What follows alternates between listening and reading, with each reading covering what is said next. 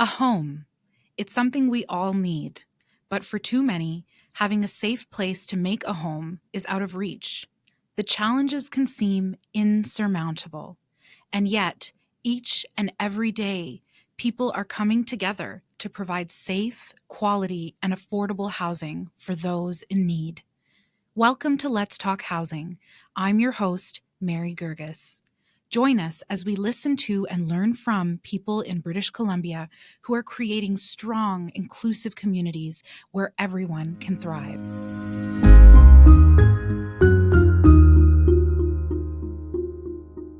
I'm Mary Gerges, Executive Director of Reconciliation and Equity Strategies at BC Housing, and guest host for this episode of Let's Talk Housing, where we listen and learn from people in British Columbia who are creating inclusive communities where everyone can thrive. This week, we talk with Hogan's Alley's Modupe Bankole-Longe, Jean-Claude Bakundukize from Swahili Vision International, and Bruk Melles from the City of Vancouver about the importance of housing and services for communities of Black and Afro-Descent in British Columbia.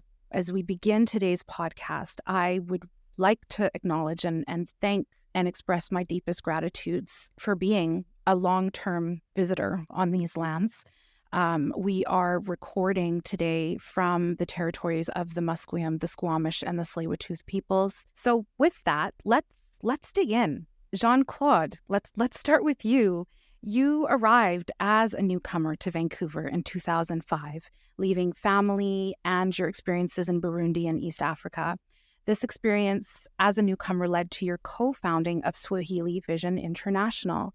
Can you tell us what that was like for you when you first arrived in Canada? And specifically, how did it feel looking for housing specifically as a newcomer? Thanks so much for that question, and thank you for moderating today. So I came in 2005, and looking for housing here was quite a shocking experience, as you could imagine. I grew up in Ethiopia and moved here to Vancouver directly from Addis Ababa. Back in Addis, for looking for housing was not really as a hassle as it was here. So I lived in downtown Vancouver upon arrival for about a month, and the facilities where I was housed, they had made it clear that after a certain amount of time, you have to look for proper housing somewhere else. And living in downtown Vancouver and see all the glitter, and the high rises, of course, the first thought is, I should find something within this area, Seymour Street, so Granville Street. And by the time you start looking at the prices, and you figure very, very quickly that no, I can't fit in here. That my place would probably be somewhere in Burnaby or Surrey or New West. Back in the days, I think now it's even harder to find places, housing in those areas as well. So as soon as I start looking, I moved in to Edmonds area. I moved in with newcomers as well, a couple of very young couple with a young child. I lived with them for about 3 months, and after 3 months, they figured they needed to find the proper an apartment of their own. So I found myself on my own at that time. Then I started looking for an apartment, one-bedroom apartment for myself. And so many things happened then. I believe one of the anecdotes I like to tell people is the day, but by the time, by the way, I worked for Microsoft, and I worked for this project called Ad Center, Microsoft Ad Center. It was a pilot project. Which we were required to dress properly, so to be casual, business casual. So at the time when I was looking for an apartment, I remember calling this lady. I remember her name was Olga. Olga, who was herself, I believe, because I detected a certain accent, Slavic accent. So I believe she was an immigrant herself. Speaking to her, she assured me when I was talking to her. I like to believe, but at the time, I believed that my English was not really that bad. I spoke clearly and concisely. So she's like, yeah, we have apartment. We have 2 of them actually ready to go. And I mean, come sit down whenever you want. So when can you be? I said 15 minutes. I can drop by and take a look at it. So yeah, they're here. They're waiting. I'm here. Just come whenever you can. And I get to the apartment building. I was like, yeah, I'm here for the apartment I spoke to you about 15 minutes ago. So yeah. You know, the lady looked at me and is like, "No, we have no housing. No, we have no vacancy." It's like, "Oh no, we just spoke on the phone 15 minutes ago." It's like, "Yeah, no, we have no vacancy." It's like, "I have two of them. You said you come down to it for me." It's like, "No, sorry, no vacancy. We have no vacancy." It's like, "But the sign says vacancy, 2 and 3 bedroom." It's like, "No, I'm sorry, no vacancy." And it hit me right then and then that on the phone, she could not see the color of my skin. And once I get there at the door, and she came to actually show me the apartment she promised, and she saw the color of my skin, that she changed her mind right on the spot.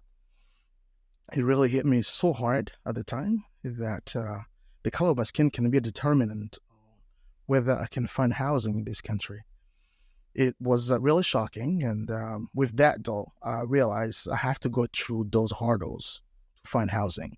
It's not it's not good, but it's what you have to go through as a Black person living, coming to Canada. So it was an eye-opening, but the silver lining is that I ended up living in New West for 3 years, and I lived in an apartment building owned by an Ismaili brother from Uganda.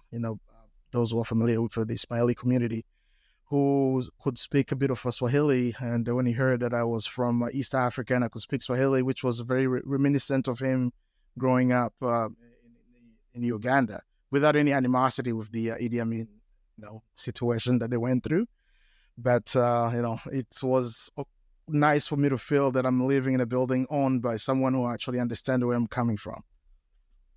It's a hard story to hear, but I know that it's reflective of the reality of so many folks who come here in search of housing, or who are, long-term born and raised in the Lower Mainland, and they're Black, and they also face that.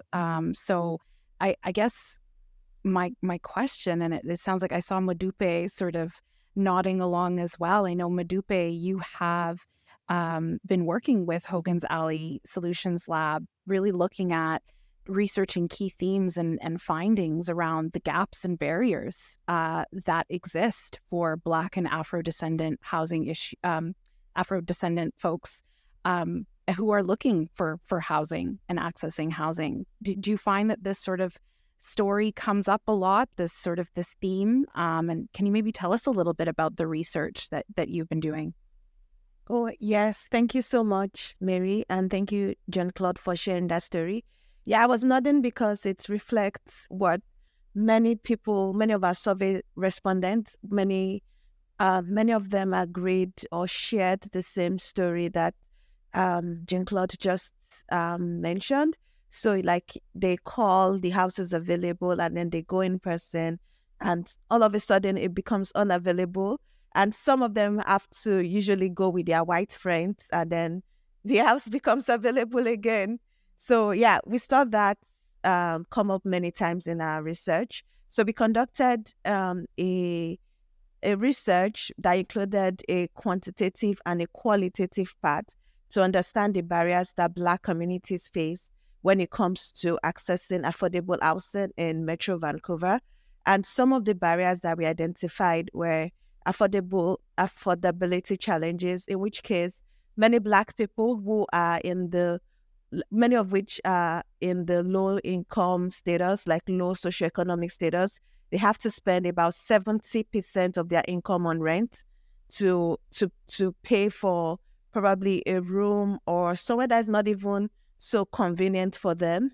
And then the other piece that we identified was the housing discrimination against Black communities. So we wanted to really break down this discrimination. And so we looked at topics like race, income, family status, gender, and we identified that about 80% of our respondents, because we targeted Black people specifically in Metro Vancouver, that's 80% of those people that participated in the online survey have experienced discrimination due to race. Like they were not given homes because of their skin color. And then the other piece was people, like some landlords go ahead to ask about their income, and then some of them were denied as well as family status. And the issue of family status was really a shocking piece, because when you have a very large family size, like say you have 4 kids, 5 kids, of which many people in Africa usually like have large families. So many of them were also denied a place to put over their heads because of their large family size as well. We also noticed discrimination due to your gender, like many genderly diverse groups were also denied, like based on their look and based on their identity, they were not given a place to stay. That was really, really, really, really shocking. And then we identified that 28% of our survey respondents were also like forcefully evicted. So once the landlord is looking to increase their rent, they kind of like come up with different reasons, like, oh, I want to use the space, I have other plans for the space, and then they evict them so that the next person that comes in will pay a higher rent. So that was really another issue that came up. Aside the data piece, we also identified like different policies that are not like helping Black people, like vacancy decontrol that gives landlords the opportunity to actually evict renters, like long-standing renters, for the purpose of bringing new renters that could pay a higher rent. That was identified. And then policies that favors or encourages financialized landlords. Those are landlords that actually like buy old buildings and then they refurbish it. But by the time they are putting it back into the market, it's at a cost that most people will be unable to afford. And then we also identified that the displacement that Black people experience, because like we had this bubbling community of Black people, which was called Hogan Society, which was called Hogan, but it was displaced for under the Urban Renewal Project. And after that displacement, we noticed that there has not been a that kind of community of Black people in Vancouver anymore. So the lack of Black enclaves has actually worsened the case for Black people generally. So they don't have access to like support services and things anymore, as they are all like, we're all like in different locations in the province. And yeah, those are some of the things that we identified from the research. That's fantastic. And thank you so much for taking this work on, for you and for Hogan's Alley. I know we hear as housing practitioners and people in the sector, a lot of anecdotal, right? A lot of stories are shared by folks either from Black communities or other equity-seeking communities or even Indigenous communities. We hear lots of anecdotal stories, and we're always, it feels like we're almost forced to like, unless we have the data, unless we have the numbers and the research and there's strong methodological backing behind it, that's what it takes to get sort of heard and get some attention and get some prioritization. So just the fact that you've done this work is so critical, Modupe. And I guess in that, I'm thinking about the importance, and maybe this question's for you, Bruk, the importance of grassroots organizations in the context of sort of, Black communities and folks who are really facing systemic discrimination in the housing sector. How important are grassroots organizations like Swahili Vision, like Hogan's Alley Society? Thank you so much. And thank you, Jean-Claude and Modupe as well for your sharing today and sharing this space. To your question, Mary, absolutely immeasurable. The work that, as you just said, often the information is anecdotal and shared through community, but the importance of now actually quantifying and having the qualitative information to back it up. It's unfortunate, but you're right. That's how it works, and we need this really important information. So kudos to Hogan's Alley Society for your work in that area. And I also want to really acknowledge the important work Hogan's Alley Society did for 2020 around the homeless count. Really pivotal moment in terms of your work alongside, I wasn't at the city then, but alongside the city, BC Housing, other key partners, that ensuring that racialized data was included in the homeless count. That's just in 2020, super important piece of work to start really understanding and getting richer information, knowing, of course, there are limitations to counts, absolutely. But it is a point of information that we can now look at, for example, what happened in 2023 in the count and moving forward, and really start to build on the knowledge that grassroots community organizations have. As municipal government, we're closest to community in many ways, so it's really important for us to collaborate with community partners and ensuring that municipal, provincial, federal governments all have, this important information. So it's exciting to see the groundswell of work starting. Absolutely. I'll shift back to Jean-Claude, and I'm wondering if you can tell us a little bit about how Swahili Vision International came about, and what kind of supports do you offer the community that accesses your services?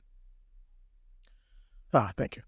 So I'm a father of 7 young kids under the age of 10. Well, one of them is past 10 now already. And I know all the kind of struggles I go through when it comes to looking for a place to stay. And I've seen that many years over and over and over again. So I sometimes when I'm visiting community and looking at how people, especially Swahili-speaking community, how they struggle, especially young single moms and young peers who moved here without any elaborate education.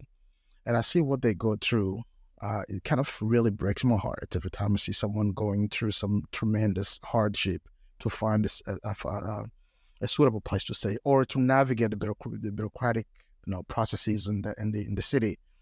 So me and my friend Amani Bagende, we came up with that idea once, so that we figured, well, there's so many people coming from so many different countries in East Africa, that when they get here, not all of them can actually navigate the processes very easily. A lot of them are going through the cracks. We have resources out there, but sometimes people don't really reach those resources or don't even know where to find those resources, and they miss out on so many things, which creates that huge hardship for them. So we figure, we should create an association that will bring people together, right? So that if someone is going through some hardship, like you want to go find a doctor, but you don't have someone to do the talking for you because you can't really express yourself in English properly, then you can talk to us, and we'll figure out someone who has some time off we can take some time off their hands as a volunteer to come and advocate for you, for example. So we started that way, and that was our mandate: just try to figure out the helpless in our community and give them that kind of facilities. And we started out just making some events, cultural events, highlighting our culture and traditions, Swahili language culture and traditions. And so we grew, and once we're growing, we figure a lot of people were coming in with different needs, and not exactly just the simple things we used to think of. Then that's how we branch into housing, because we figure many single moms, especially in many area in the Greater Vancouver area, will tell us how much they've been suffering just to find an appropriate place to live. So we start knocking on doors. That's how we met Jeffrey, who is from Kenya. That's why one of our members. And they came up with the idea of partnering with Luma Native Housing Society. And so we did not have the mandate. We didn't give ourselves the mandates to go into housing, but the needs of the people there just kind of grow. Nowadays, people even include foods. Like, I don't have enough to feed my children here. And so we said, no, we can't. We don't have that kind of capacity, but we can direct you toward the resources, where the resources can be found. Many things are written in English, and some people don't even have that capacity to actually understand the documents that are written. So was a surprise actually to find out that the city of Surrey, probably the first one, have on their website an option to read their full content in Swahili language, and I really applaud that for it.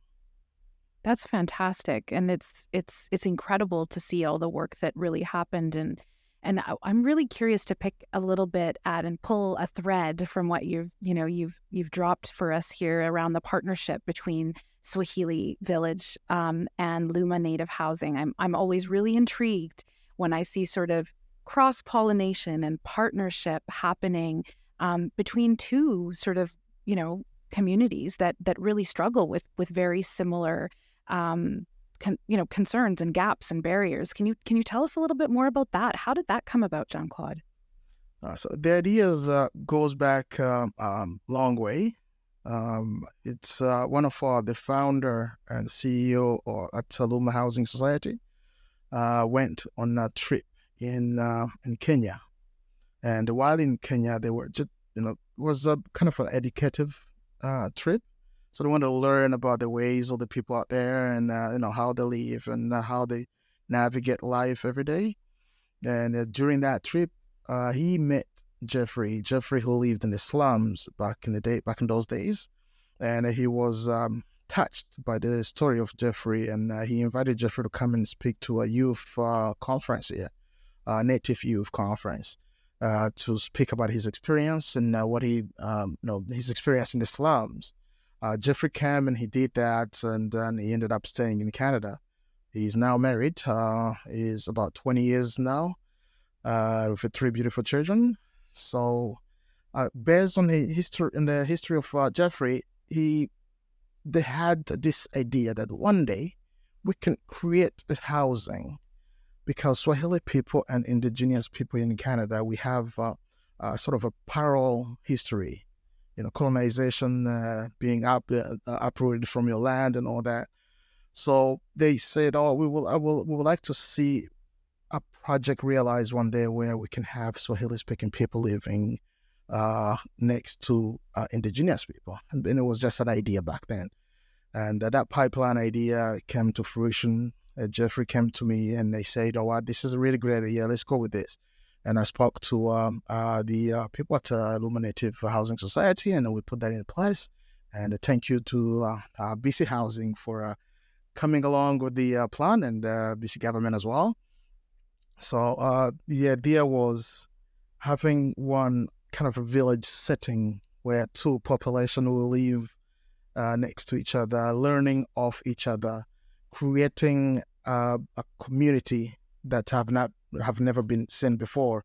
And a lot of people, there were a lot of naysayers. I was like, this is not going to work. There will be a lot of a conflict going to say, we are trying this as a first time, and we want to see this. I want to see it through to fruition.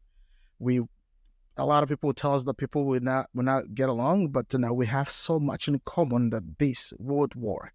Yes.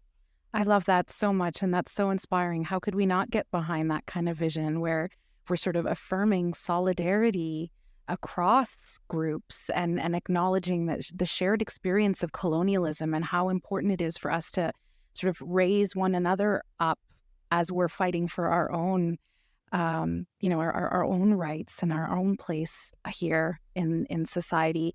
Modupe, I feel like this is something you can really speak to, because Hogan's Alley does provide culturally safe housing for both Black and Indigenous community members experiencing homelessness. So what does that mean? What does that look like? Can you take us there for a second? Oh, okay. Thank you very much. So at Hogan's Alley, we run a 52-unit temporary modular housing that's Nora Hendricks Place, which sit on the Hogan's Alley block right now. And then, we have both Black and Indigenous residents, because it's our intention to really prioritize both Black and Indigenous community members that are experiencing homelessness.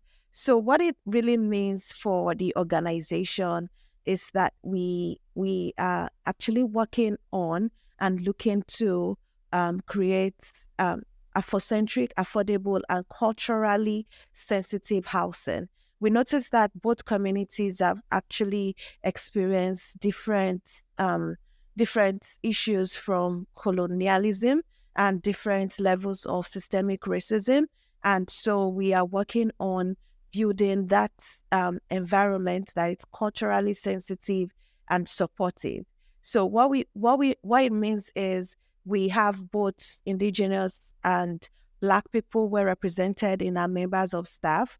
We also organize different culturally appropriate programs. We invite knowledge keepers, we invite elders. We conduct culturally sensitive training, culturally competency training as well, because we kind of like highlight the importance of trauma-informed housing, trauma-informed care, so that people do not just have a space over their head, but they really have a space that they can call home, a space that they can look forward to coming back to relaxing, a space that welcomes them, a space that makes them feel loved. And so we do all these activities, both with celebrating Indigenous culture, celebrating Remembrance Day, celebrating Red Dress Day, like different activities where we have the elders come in, we have the knowledge keepers come in and just really celebrate Indigenous culture.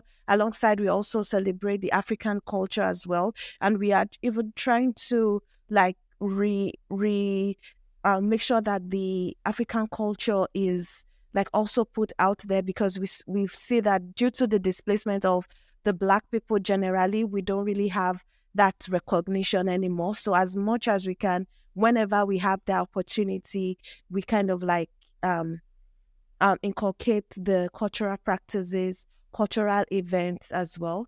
And then we also involve our Black and Indigenous residents as well as staff in Indigenous making, because we believe that it's organizing programs for us and by us. So we encourage them to participate in decision making. And so through our directors at Nora Hendricks Place, the community care program director, and Siobhan Baker, and as well as Udo Khan, the director of special projects, we organize like resident meetings. So there's usually a monthly meeting where we all meet with the residents and hear their complaints, hear their struggles, and we work assiduously to attend to those issues. And then, we also address like different structural inequities, like advocating for residents, advocating for like Black people that are referred to us. Like, we just do that in different ways. Sounds like so many different ways to integrate cultural lens and safety to the work. So it's fantastic. So I think that maybe for Bruk, what, I guess on the same sort of vein of communities and connecting across communities, what opportunities do you see for partnership and future housing initiatives for communities of African descent? And how will this specifically impact your role in addressing homelessness at the City of Vancouver? Yeah, thank you. So I can share maybe a little bit about the work of our team. So as part of the Homelessness Services team, we have a fairly large outreach team we have a storefront here on Powell Street, and we support individuals who are looking for access to housing, income, identification, and support services. And we have seen such a trend, particularly in this last year, of such an increase of folks who are of African descent, a lot of newcomers. We see approximately 100 people a day, and we sort of we're trying to really keep good information around the trends that we're seeing. And over a 3-month period, kind of from November through January, I would say it was about 40% of the folks we were serving are either Black or African descent newcomers. And just kind of like, I remember anecdotally, I'll just share one day in the, late summer, early fall, I was coming to work and I literally, like, everyone in the lineup looked like me, like, it's like, what's going on here? In terms of the trends, right? And we definitely need more housing options, such as the community partnerships that Jean-Claude and Modupe have been talking about. and culturally sensitive, culturally aware. I mean, certainly we do everything we can here to support individuals, to connect them to the support services that they require. And also just in terms of, the homeless count data, this last count in 2023, of those who answered the racial identity question, 7% identified as being Black, whether it was of African, or Caribbean, or Canadian American, background. And, we're only 1.3% of the population in Vancouver. So that is absolutely significant in terms of overrepresentation in homelessness. So definitely there's more work to be done around partnerships and access to shelter and housing that is appropriate, and families as well. We're seeing families, unfortunately, who are looking for more support. Jean-Claude, you talked a little bit about that already, but I think there's definitely more that we can continue to do together. Yeah, absolutely. And that those are really eye-opening numbers. And I think that just speaks to the importance of data in really highlighting the serious discrepancies and sort of disproportionate representation of Black folks on the streets or unhoused. So I'm just being prompted here to invite our viewers to share any questions in the chat, and we'd be happy to look through those and integrate them into the conversation here. I do have a question here from an anonymous viewer. Let's see, it's for Modupe. So Modupe, could you comment on the strategy, which I see as demonstrated in Hogan's Alley Society's data around, interesting, divide and conquer, causing the dispersing of Black people throughout BC housing and significantly lessening the community population? A question for everyone: what kinds of things? Oh wait, that's the next one. So let's stay there. Modupe, can you comment on that sort of divide and conquer theme that is introduced in Hogan's Alley's language? That theme, like the divide and conquer thing, I think it was related to the urban renewal program, where we see that virtually at relatively the same time, Black communities were displaced across the country. At least we are aware of the displacement of Hogan's Alley, the displacement of Africville also in Nova Scotia. So that was happening concurrently under the same federal government funding, and it was just under the code of urban renewal program. So Black people were already well settled at Hogan's Alley. They really found the place really homely for them. Like, people recorded stories of always looking to come back home to enjoy the music in the night, to enjoy pop music, to enjoy food at night. But all that was gone after the displacement. And so some of them have actually acquired houses that they intended to transfer to their children, to transfer to other generations, but all that was gone following the displacement. And so after the displacement, it has been very difficult for Black people generally to afford housing, to rent a home, not to talk of buying a home. So it's been very, very challenging for all Black communities, as we are dispersed everywhere. And we know that there's usually power in unity. So when there's no community cohesion, where there's a lack of Black enclave, there's a lack of community, there's a lack of support, it's more difficult. Beyond the area of housing now, it's more difficult to address different governmental services, different programs, and it's just been challenging for the Black people. Absolutely. Yeah, I hear you there. And I think that it's also impacted, right? Like, as you're saying, generational wealth that just cut folks off at the knees, and they weren't able to pass on the sort of the value that they'd be getting from their property on to the generations to come, which is a really very problematic thing. So I guess the next question here is what kinds of things can BC Housing do to further support the work that that your organizations are doing to support Black and Afro-Descendant community members? What can BC Housing do to support that? And maybe I'll go to Jean-Claude. Oh, thank you, Mary. Well, we know BC Housing is already quite overwhelmed with so many requests.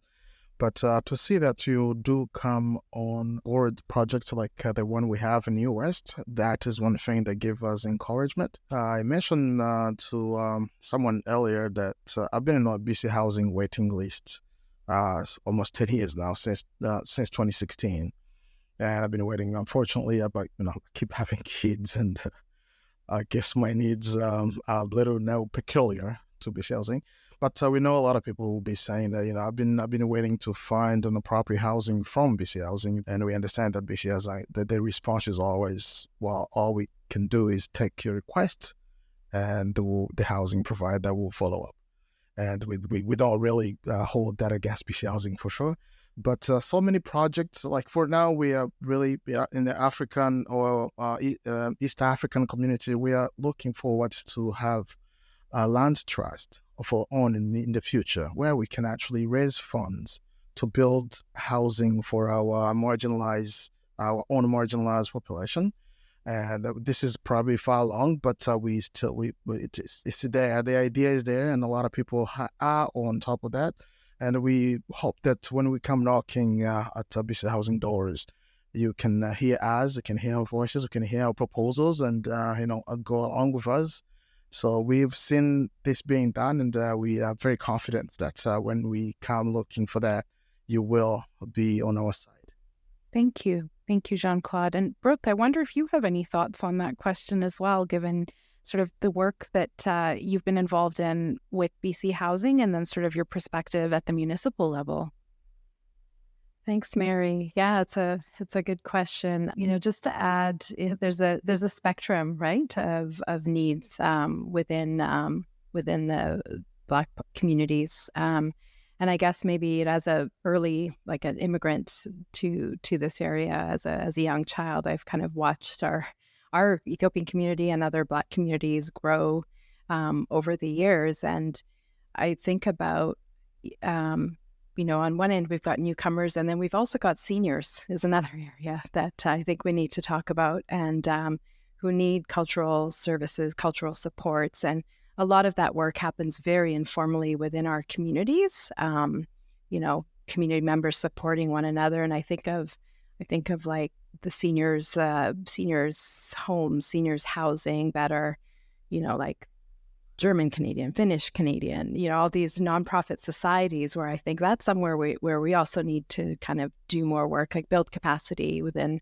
nonprofit sector. So we have the capacity to partner with BC Housing, with municipalities, and actually think long game here. We are a part of the community. We are not going anywhere, and we need to plan for our newcomers and our seniors, so along the spectrum as well. But lots to do for sure around, this burgeoning, population of refugee claimants, asylum seekers, a lot from African countries that don't yet have those supports. So certainly there's more work to do for sure. Absolutely. Yeah. I'll go to Modupe and maybe also open it up to all of you after this. It's an adjacent topic, and it's something you're touching on, Bruk, in terms of the amount of folks who are newcomers, who are asylum seekers, and sort of what sort of resources are currently available for new immigrants to Canada, craving community, feeling lonely. We know that isolation is a real issue that many people face here in Vancouver and other parts of the province. Wondering if you have any thoughts on that or any resources. Yeah, thank you so much. Before I continue, I wanted to acknowledge the work of the staff and members at Hogan Society, as well as the lead consultant of the Housing Solutions Lab, Wood Buffalo Strategy Group, Jerome Hogan, and the researchers that also worked on the project, Nimoy Lewis and Cecile Kotick. Regarding your question about sources that are available, those were part of the gaps and barriers that were identified. So we usually have to rely on grassroots organization like what we do at Hogan Zali, because at Hogan Zali we have the housing support program that tries to advocate for newcomers. So when we have newcomers reach out to us, we try to work with them, like our director of community care tries to work with them like really closely and help them to navigate all these resources, and also to advocate when it comes to them accessing a house or a home from a landlord and it's becoming challenging. We try to step in and speak up for them or make a case for them. We also have some like different groups, like they're majorly like grassroots organizations that offer these services in Canada. And that's one really important thing that our Solutions Lab and our research has identified, that there's a need to create a centralized hub for Black renters where they can like easily go to and access all these resources that are available. Like it could come in the form of a website, or it could come in the form of collaborating with other organizations, or it could also come in the form of having a peer advocate that would work with them and really like put them through the process. Because honestly, as a newcomer, it's really, really challenging to get a home because of all the restrictions that landlords put. They want to do your credit check. They want you to send a reference, but you don't have any of that because, of course, you are just coming. So we really need a centralized hub. And aside from that, we need to work on our policies, like housing policies. There are so many things that need to be changed. Yeah, I'll stop there for now. Thank you. That's an excellent response. I'm wondering if, Jean-Claude, do you have anything to add to that in terms of resources that are available to folks? Or we can move on. Yeah, well, just wanted to, was reading through the CHRC, what is it, about the Housing Strategy Act, the National Housing Strategy Act, which was enacted, I think, in 2019. They say housing is a human right. And being a human right, the government of Canada commits organizations and government to reform housing laws, policies, and programs for a human rights perspective and to involve communities in meaningful ways. A lot of our people here are going through quite a tremendous amount of stress because of housing, and we know that the government is doing all they can. We just heard of the $2 billion BC builds, and that we're still looking to see how that's going to translate to the Black folks and East Africans, Swahili speaking. And so we are really hopeful. We're really hopeful that the housing crisis, we understand that housing crisis is not really just for Black folks, it's for everyone. You know, everyone is well, we're not affected. We are affected a bit differently. You know, it does weigh a lot more in the Black community. But we want to see a lot more being done. We want to see the government and through BC, the provincial government through BC Housing, stepping up your role and giving us a little bit more so that our people can actually see something being done and it can be hopeful. We don't want to expect too much, but we just want to see that the marginalized, at least the lower bottom ones, are not affected as much as they are. We would like not to see someone come crying at our offices somewhere saying that I'm going to be thrown out and I don't know what to do and I don't have the means to actually afford anything within the community where I live. We don't want that to continue going, and we would like to see a lot being done on the provincial level, even actually on the federal level. Yeah, no, I appreciate your sentiments around hopefulness. And we know that since 2017, the province has more than 77,000 homes delivered or underway, and we're working to rapidly increase the housing stock in BC. You mentioned BC Builds. And that's, I think, another reason why partnerships with grassroots organizations like Hogan Zali, Swahili Vision International are so critical for us to raise up as these models that are established around how to provide culturally supportive housing for Black folks and folks of African descent. So, and also speaking to Bruk and her role, the importance of partnerships with municipalities and really connecting the different stakeholders, rights holders, partners to really support one another as we're part of this larger sort of interconnected ecosystem. So that's really critical here. So I'm going to conclude actually our live presentation for the Let's Talk Housing podcast. I really just want to express my deepest gratitude to the panelists for your contributions today and for the incredible work to support Black and Afro-Descendant communities. It's just really exciting and inspiring work that you do, and we're grateful for that. And of course, thank BC Housing's employees who've joined us today for the work that you do today and each and every day, supporting sort of the housing objectives that British Columbia and the province sort of has put out for us. I know that the work is hard, the work is long, the work is heavy, and also that the work, there's a lot of joy that comes along with this work as well. So I just want to encourage you all and thank you all for all your work and all your effort day to day. Thank you so much, and looking forward to carrying on the conversation moving forward. To learn more about BC Housing, including how to apply for subsidized housing in British Columbia, visit bchousing.org. You can also find us on Facebook, Instagram, LinkedIn, and X. If you enjoyed this episode, give us a rating. This will help others find Let's Talk Housing and join the conversation. You can subscribe to Let's Talk Housing on Apple, Spotify, or wherever you listen to your podcasts.